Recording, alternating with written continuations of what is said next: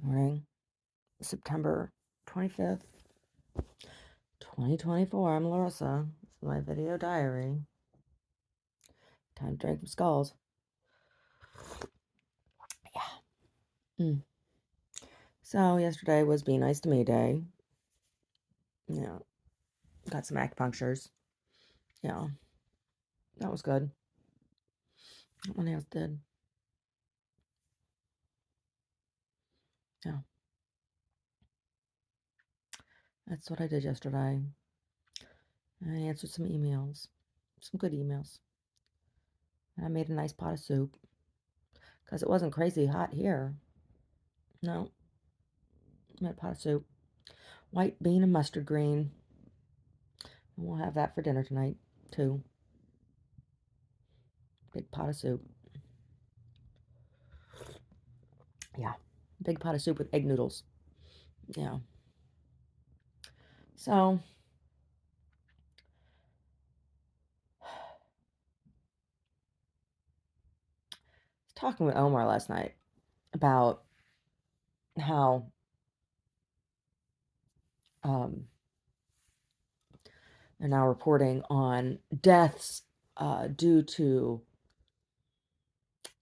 being denied life-saving medical care in anti-choice states, women, right? So this article I was reading saying that there are 4 official deaths now because women have been denied procedures, and that the number is suspected to be much higher than that. That they think that there is underreporting of the number of deaths, and complications of ectopic pregnancies, and other things, right? And I was telling Omar, I'm pro-choice. I wasn't when I was little. I wasn't when I was young. I wasn't when I didn't understand, right? When I was, it's like 8 years old, they were talking about abortion on TV, and my mother told me this horrific story.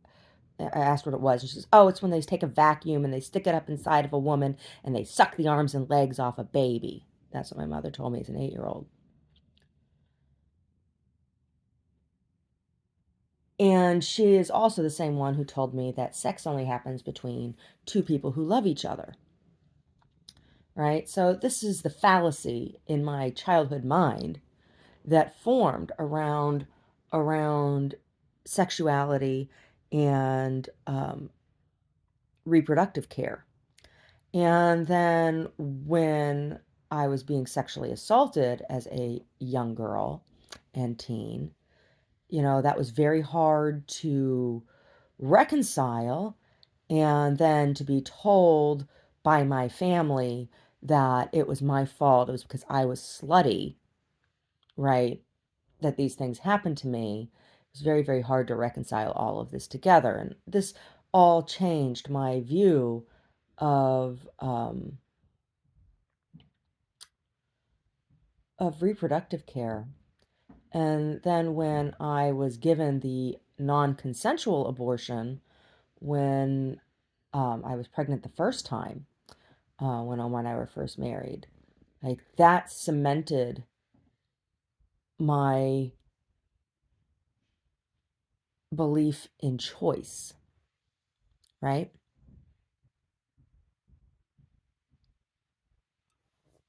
That cemented my belief in choice, right? When I understood through experience that choice went both ways, right? So there's these women in these states where Roe versus Wade has been overturned, and now they're dying. Women from these states are dying because they didn't stand up for their own rights. And, you know, part of me feels like, fuck you, states, fuck you, women who don't even stand up for your own self-interest, right? You did it to yourselves. Except that it affects me as a woman, right? So it's irritating, yeah, but the whole thing is a step back for all women. For all women.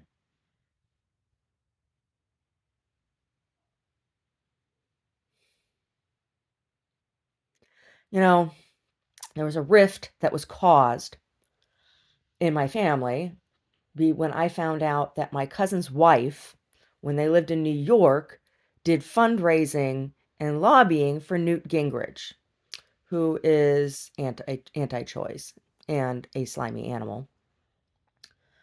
Ugh. No, newts are very cute, but that guy is disgusting. And I'm just like, are you kidding? Right? My family got all upset because I said something publicly about it. Because I knew that there was active campaign to overturn Roe versus Wade, right? The Catholic Church has been behind it for a very, very long time. And I had a deacon tell me at my own goddamn dining table that that was what they were trying to do.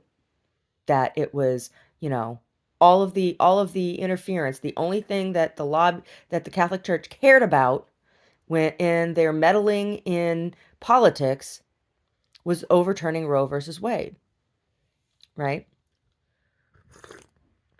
All they care about is killing women, subduing women, controlling women.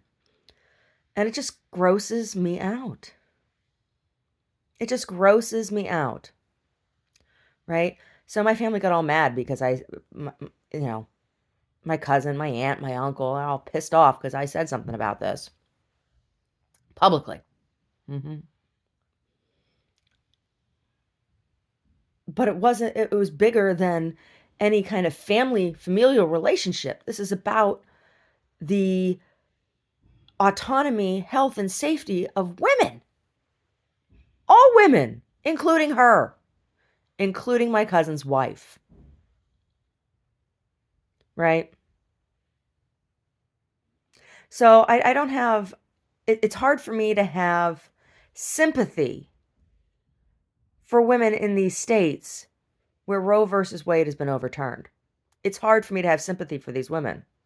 It's hard because, you know, you allowed these things to pass. Right? All you anti-choice women out there, that means that you got to choose. That means that you don't have a choice anymore about that. You know, there's a reason why both infant mortality, you know, birth, what do they call that? When children who die right after birth or stillborns, not just stillborns, but children who die during childbirth or right after childbirth, and also women who die during childbirth, right? There's a reason why those numbers dropped. Those numbers dropped because of Roe versus Wade, right?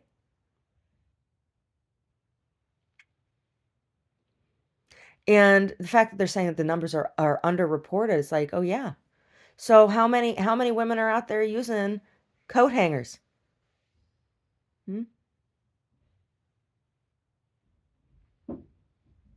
People talk about I've seen all kinds of news stories about the botched Brazilian butt lifts.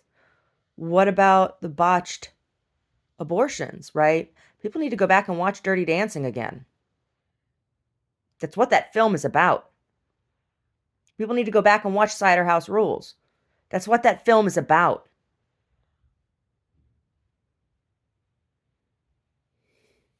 Yeah.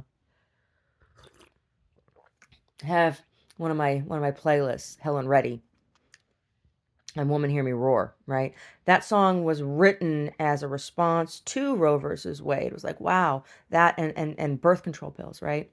Which allowed women to have autonomy and choice in having career or whatever, being more than just a fucking house animal. And I am not knocking anybody who genuinely loves being a housewife and a stay-at-home mom. There's nothing wrong with that. If your family can afford it and that is your choice, good for you. Bravo. Good for you. But it needs to be a choice. It needs to be a choice, not a mandate, not an expectation, not a life sentence, right? Now listen to that song. I am woman, hear me roar, in numbers too hard to ignore. Right? What happened to those numbers? I believe there's more of us than there are men on the planet.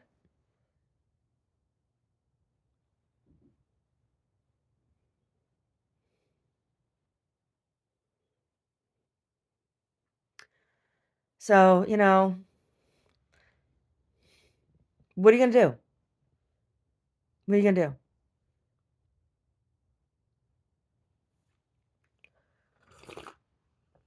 Yeah. Yeah. And then in Missouri, this is the other thing, that I don't understand. So many states that are anti-choice are also pro-death penalty,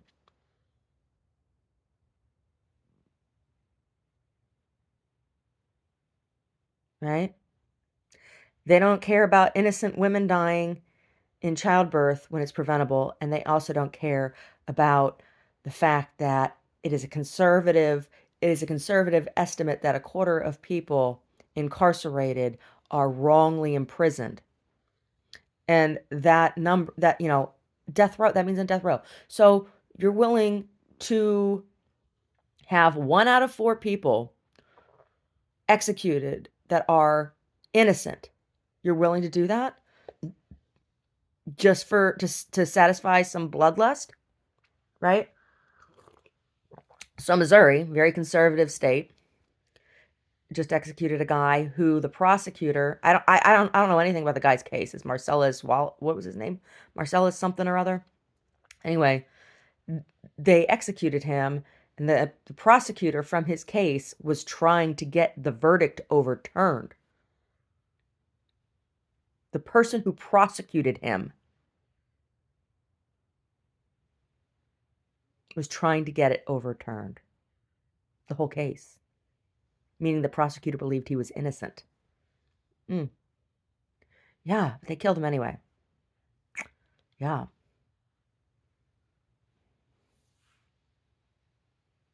Mm. You know, death penalty does not deter crime. It doesn't.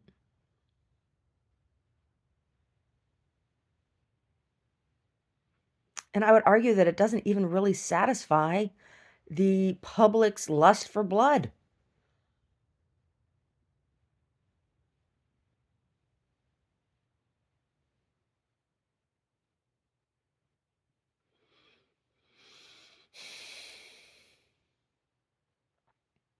Anyway.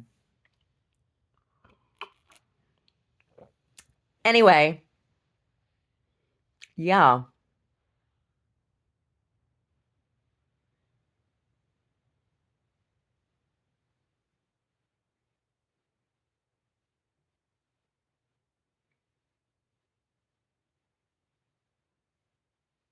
Yeah.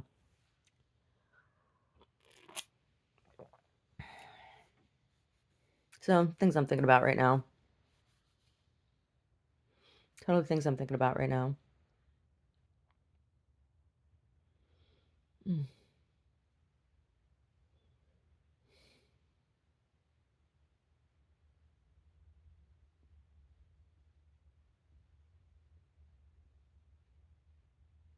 Yeah, I saw an article yesterday about how they're finding now at the border people smuggling children are drugging them.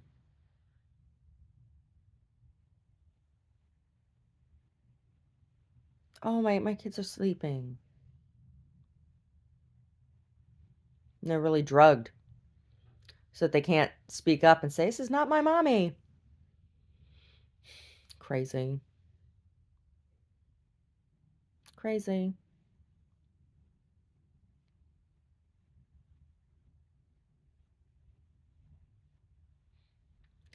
And I just think it is unconscionable that the state of Texas is shipping people that they know, and Florida as well, are shipping people who are they know are criminals that are considered from terrorist organizations. They've been knowingly shipping them all over the US. Wow. Texas is another one with death penalty.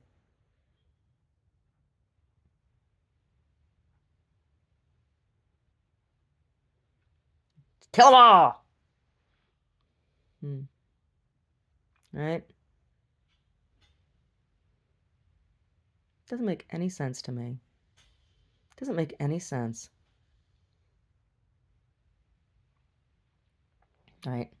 Except that Texas wishes it was its own country, right? They don't even want to be part of the United States. They can't be trusted. They're not really patriots, right? Their allegiance is to Texas. It isn't to the Constitution.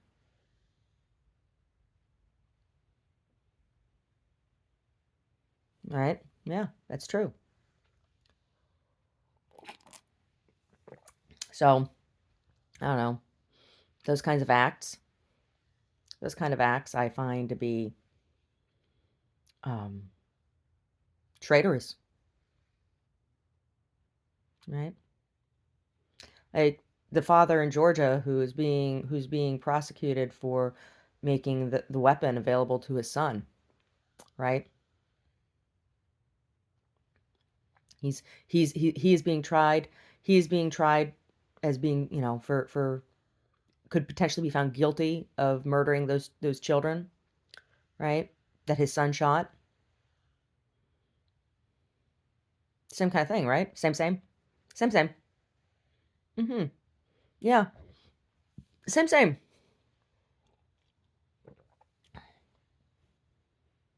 I think that's treason. It's treason. If you're shipping people if you're shipping people that you know are members of organizations that are identified as terrorists, yeah, that's treason, right? Can't you can't hold liable any individual or organization in the United States for somebody attempting to come into this country, right? Because individuals make choices for themselves when it comes to that, largely, unless they're being trafficked. But even then, like a lot of people pay traffickers, right? Like, it's not just people being snatched up and stolen, right? With children, that's the case. But even then, not always. There are um, thousands of children who cross over through the desert and enter into this country illegally as well. There were waves of them, like 15 years ago. It was a huge deal. There were so many. There was this huge group of children. And but, largely children are trafficked, right?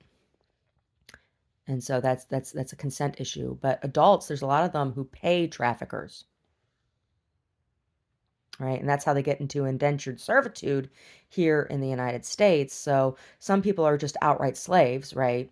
And indentured servitude is a form of slavery, but there's a carrot, right? Like if you pay off all of the coyote fees, all of these fees that got you into this country here, and pay off your room and board that I've had to pay for, then you'll be free, right? That's indentured servitude.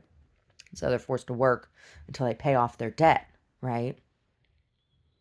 It's still slavery, but it's a little bit different than just being totally snatched up and bought and sold. A little bit different, not much, a little bit. But that's largely how people get into indentured servitude, because they're leaving some horrible situation and they so desperately want into this country, they pay people, and that, then those people have to pay other people bribes, and because it's a sneaky business, right? And then, how do they hold on to people? Well, they hold on to their paperwork. So, like, um, some people get here even legally, right? Like with visas or green cards, even, right? And then the person who has trafficked them, once they get into the country, they hold on to their documentation. And then they don't get their documentation back, sometimes ever, right? Sometimes their documentation gets sold to other people or whatever, or just used by other people. And but or sometimes they're just told. Like there's this woman. Oh God, when I was working as a bookseller at Copperfields Books in Santa Rosa, right? Copperfields has like 5, 6 locations up there in the North Bay. Independent bookseller, right? They had cafes in all of the bookstores, and the location that I worked at over in Montgomery Village was a big open air mall, and it was right next to our house, like the village. We lived right next to the village in Bennett Valley. Um, they had a cafe. It was owned by this Cambodian guy, and he had like 2, 3 Laotian women that worked for him there, and they were always there. They were always there. And then sometimes his son would work, right? On their day off, his son would work, his teenage son. And then he had like a 10-year-old daughter as well. And the 10-year-old daughter would come in and like order these girls around and walk around the bookstore and come behind the desk and go wherever the fuck she wanted. Well, I got to be friends with this one woman who was about the same age as me. And we'd eat lunch together. We took our break at the same time. And at that time, I was doing a lot of medicinal teas, and the water thing in the back at the bookstore didn't have hot water. So I'd go over and I'd ask if I could have hot water, and she'd let me get hot water from their coffee pot, their coffee maker, to fill up my tea. And um, anyway, she and I would have lunch together. Right, we took our break at the same time. So this one day, I go over to get hot water, and the guy that owns the cafe is over there, and he starts screaming at me.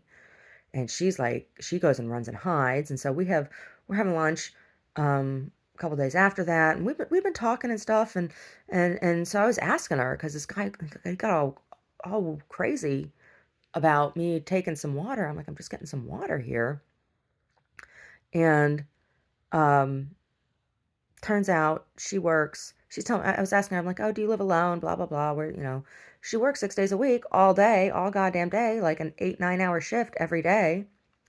And um, anyway, it came out. She worked 6 days a week. She had a boyfriend that lived with her sometimes, and that he paid her $218 every 2 weeks.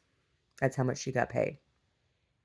And then I'm like, that is like, I'm like, how is that possible? How is that legal? How is that, what's going on? And then it comes out, she tells me that he was holding on to her green card, that it was expired, and he told her that, um, she either did what he said, or if she tried to go to immigration to renew her green card, that they were going to arrest her and deport her. Well, I knew that wasn't the case, because it wasn't a visa. It wasn't like she came here just, for a vacation or whatever. She had a green card. So I knew that, she could renew her green card. Well, he had all of her identification and everything. So it went back and forth. I went to the ownership of the bookstore, and I said, "Look, you got slave labor over here." Because all of the women were in the same position. She told me, she says, "Yeah, he has all of our documentation." And I told her, because at the time I was doing volunteer work, helping people fill out their paperwork for immigration. That was something that I was doing. I was doing that and helping people. I was also helping people.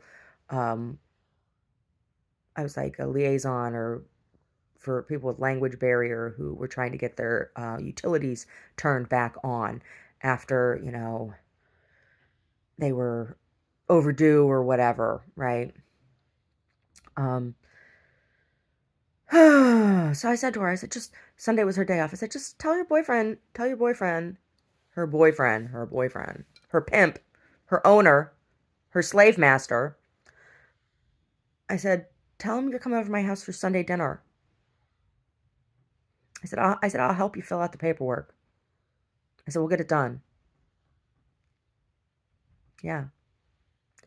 Yeah. Well, shortly after that, the cafe was closed down and they brought in a Pete's Coffee. And I have no idea what happened to her. But like that is that's not an uncommon situation here in the US, right? And those people are every bit as vulnerable to the ones that that Texas and Florida are shipping all over the place to places like Springfield, Ohio and Chicago and wherever, right? New York, um, as anybody else is, right? That young woman left Laos because her life was lousy. And she told, still, this situation was still better than what was in her country. I don't know. I don't know if that's the case or not. All I know is that it's pretty shitty to me. And I don't want to support a business that keeps people in that way. Right? It's it's just yuck. I don't want to interact with that. I don't want to give money to that. Yeah. Yeah. Seriously. Seriously.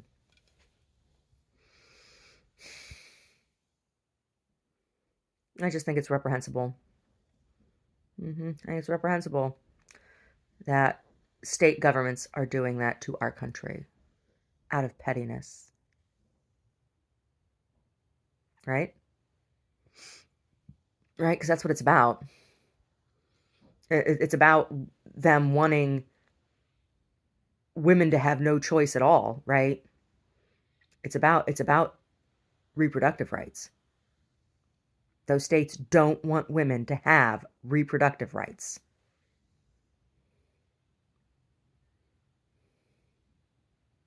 It's like a bargaining chip. It's a manipulation. And it's gross.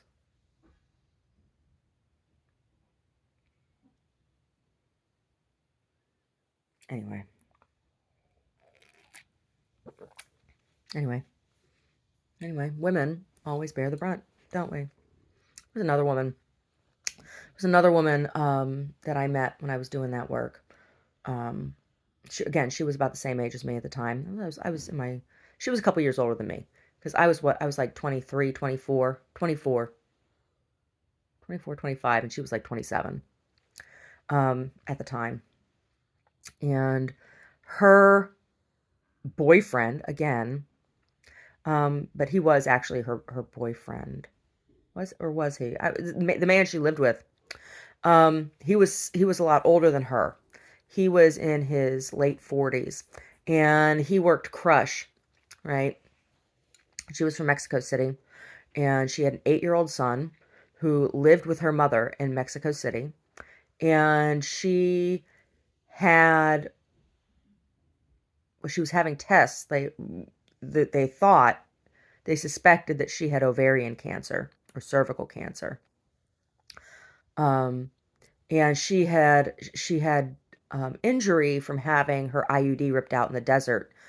So that was something that was done. A lot of women in Central and South America got IUDs, from their healthcare systems down there, right? Like that's not an uncommon contraceptive method.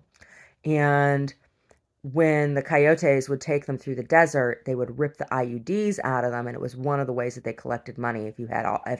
When you would it collected money for the women when they would sell them, because they'd say, "Here are all the IUDs," and that a lot of women had permanent damage to their uteruses, and their cervix and their vaginal canals, because of that, because of having them ripped out non-surgically, right? When you have one taken out, they dilate you. If you just have it ripped out, it can tear your cervix. So she had this done. They had ripped out her IUD when she came across the desert, and a lot of women that had this happen, and women who had IUDs placed in situations that were, not professional, right?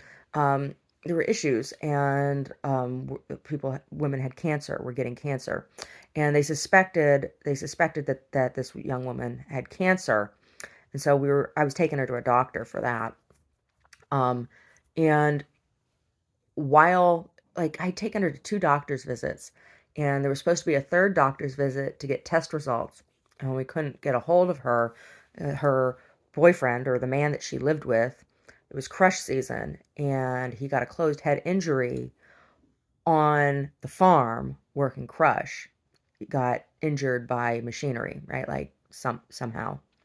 And like now she had to take care of him. It's crazy shit. Crazy shit. People living like this, right? Crazy shit. He was permanently, I believe he was, if I remember correctly, he was paralyzed. Like he was a paraplegic as a result of this head injury that he got. And then we never heard from her again. And whether she died or not, I don't know. After the swine flu, a lot of bodies got burned. And in Santa Rosa and Sonoma County, there was this rash of bags of ashen human remains found all over the place. Like they were just leaving them in bags. I knew a woman who had one left in her garage. Yeah, she found one in her garage, but it wasn't just when the police came, like, and because she's like, I found this bag, and it looks like it's got human remains in it. They took it, they tested it, they verified, yes, it was in fact human remains, and told us, because told that it was they had no way of identifying them, that they were all over the county at that time, and that's when that was at around swine flu. So all of those undocumented workers that had come from the Oaxaca farm, pig farm, where the sickness originated, and all the people that got sick as a result of that, who died, who were undocumented as well, from their families. A lot of those bodies got burned. Those bodies got burned, and that's what they did with them. They left them in bags all over Sonoma County. Yeah, think about that next time you're drinking a Sonoma wine, Sonoma or Napa. Basically any wine, basically any wine, all the way up the coast, anywhere. When you're eating any produce, right? Because there's a percentage of pickers who from everywhere. It's not just out here in California, it's across the country. That is how produce gets picked, right? Largely by people who are migrant workers, and that's the work they're doing in many cases, right? Yeah, yeah.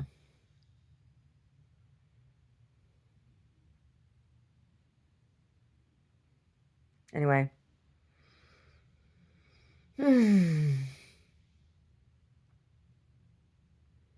fold some laundry. Fold some laundry. I need to take a shower. I need to take a shower and wash my dirty ass. Fold some laundry and go into the gallery tonight. Yeah.